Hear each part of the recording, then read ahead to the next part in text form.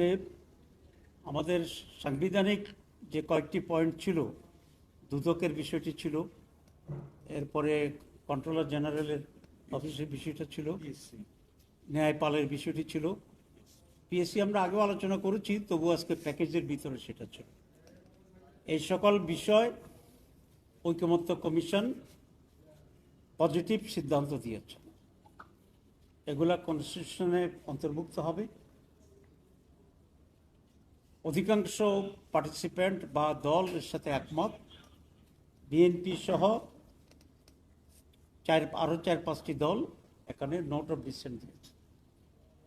Commission এখন যে policy নিচ্ছে সেটা হচ্ছে মাইনরিটি একটা বিরোধিতা থাকলেও সেটাকে নোট অফ ডিসেন্টের আওতায় রেখে মেজরিটি বা মোস্ট অফ দি পার্টির কনসেন্ট যেটা পজিটিভ সেটাকে তারা সিদ্ধান্ত হিসাবে এখানে মত প্রকাশ করছেন এবং সিদ্ধান্ত আকারে এটা পেশ করছেন। আজকে আরেকটি বিষয় আলোচনা হচ্ছে আমাদের এখানে, সেটা হচ্ছে উচ্চ কক্ষের ব্যাপার। উচ্চ কক্ষের ব্যাপারে প্রায় 3 দিন আলোচনা হয়েছে। অধিকাংশ লোক, প্রায় সকল দলই উচ্চ কক্ষের ব্যাপারে একমত, কিন্তু পদ্ধতিগত বিষয়ে একটুখানি ডিফারেন্স হয়েছে। অধিকাংশ দল এটা সরাসরি পিআর পদ্ধতি, যেটা ভোটের পিআর পদ্ধতি, এমপিদের না, ভোটের পিআর পদ্ধতির ব্যাপারে আমরা অধিকাংশ দল এটার ব্যাপারে একমত হয়েছি। কয়েকটি দল, কমিউনিস্ট পার্টি সহ, তাদের দাবি ছিল গত 20 বছর ধরে পিআরের জন্য, কিন্তু হঠাৎ করে তারা বলল যে তারা এখন পিআর চায় না।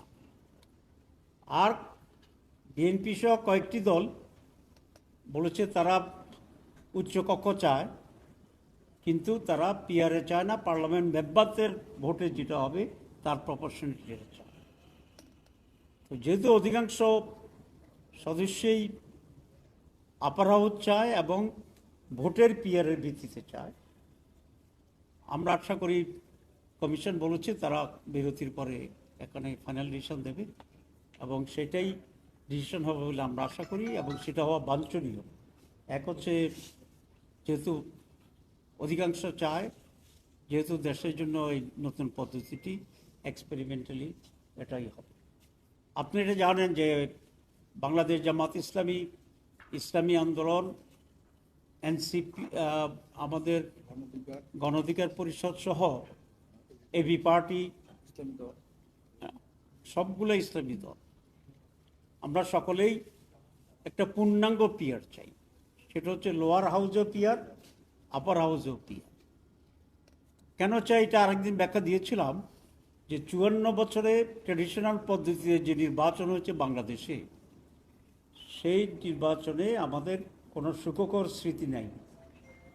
এখানে দলীয়করণ হয়েছে, দখল হয়েছে, পলিউশন হয়েছে, রিগড ইলেকশন হয়েছে, দখল হয়ে গেছে, ভোটারবিহীনভাবে ঘোষণা হয়েছে, রাতের বেলায়ও নির্বাচন হয়েছে দিনেরটা। সবটা মিলে আমরা মনে করি যে সারা বিশ্বে এখন অ্যারাউন্ড 90 কান্ট্রিজে পিআর আছে। এটা starting from Africa to Europe, America, Asia, in every continents of the world এটা আছে।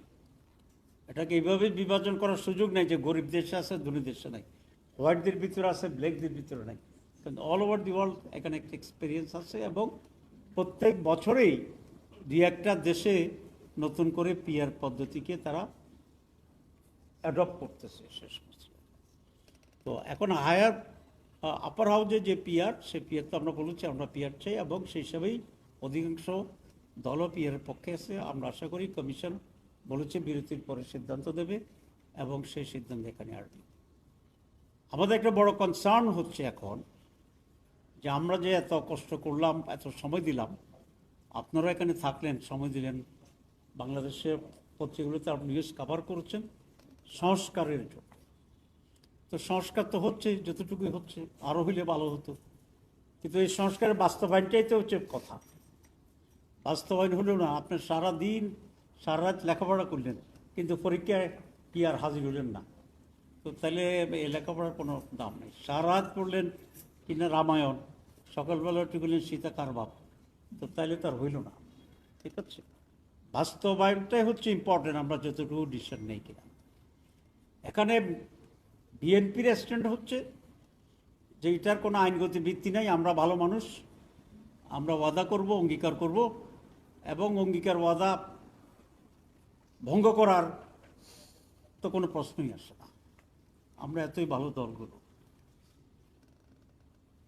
তো আমাদের অতীত অভিজ্ঞতা কি এরকম? প্রত্যেকটা প্রধানমন্ত্রীর শপথ যখন নেয় তখন রাগ বিরাগের ঊর্ধ্বে উঠিয়া দায়িত্ব পালন করিবেন, এটাই তো শপথ নেয়। সব এমপিরা এটাই শপথ নেন। তো তাহলে 54 বছরে তো কেউ আর শপথ ভঙ্গ করে নাই, আপনাদের কি মনে হয়? তো যদি 54 বছরে শপথ ভঙ্গ করে একেবারে অফিসিয়ালি, তাইলে এখানে মাত্র আমরা গুডউইলের ভিত্তিতে অঙ্গীকারবদ্ধ হওয়ার ভিতরে এটার কোনো যথার্থতা নাই। এবং এটা আমরা এতদিন যা কাজ করছি, যদি এটা আইনি ভিত্তি না দেয় তাহলে এটি জিরো। এবং আমি বলেছি যে এটাকে আইনি ভিত্তি না দিলে যে জিরো হবে, সেই জন্য আমরা কমিশন এবং সরকারের বিরুদ্ধে কম্পনসেট মামলা করব, আমাদের সময় নষ্ট করার জন্য। আপনারা করবেন কিনা আমার সাথে? কষ্ট দেবো তো। এখন তো খেয়ে আসছি বলছি না, বেশি করব। হ্যাঁ, আচ্ছা। তো আমার সাথে যদি আপনারা কো পার্টি হন, তাইলে I will feel very honoured.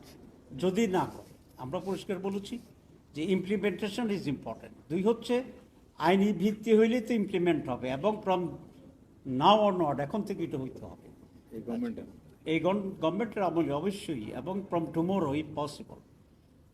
আর যদি এই ভিত্তি না, কোনো আইনি ভিত্তি না থাকে, শুধু আমাদের এখানে গল্প গুজব আর খাওয়া দাওয়াটাই যদি মূল কথা হয়, তাহলে এই ধরনের কোনো সনদে সাইন করার না করার ভিতরে কোনো ডিফারেন্স নেই।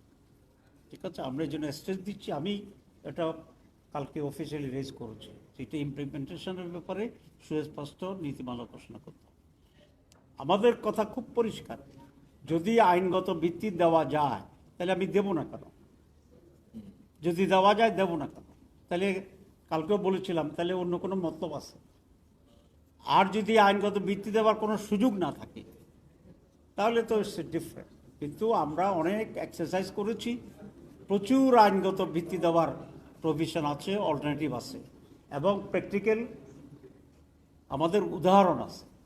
সুতরাং যারা বলছেন যে আইনগত ভিত্তি এখন দেওয়া যাবে না, এটা জাতিকে বিভ্রান্ত করার একটি খুবই দুঃখজনক এবং হীন এক ধরনের বক্তব্য বলে আমি মনে করি। এর চেয়ে আরও কঠিন শব্দ এখন আমার জিহ্বার আগায় আছে, কিন্তু সেটা রাজনৈতিক কাটাছির কারণে পারস্পরিক সম্পর্কটা যেন ওয়ার্কিং জায়গা থেকে শুরু না যায়, সেই জন্য আমরা দিচ্ছি না। তবে এটা আমরা শিওর করব, নিশ্চিতভাবে আপনাদেরকে বলবো, জাতির প্রতি আর কোনো তামাশা করার সুযোগ আমরা দেব না, ইনশাআল্লাহ।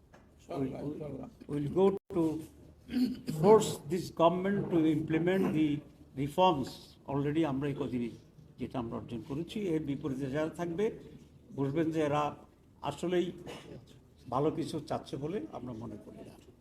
তো আজকে আরও কিছু সময় আমরা আশা করি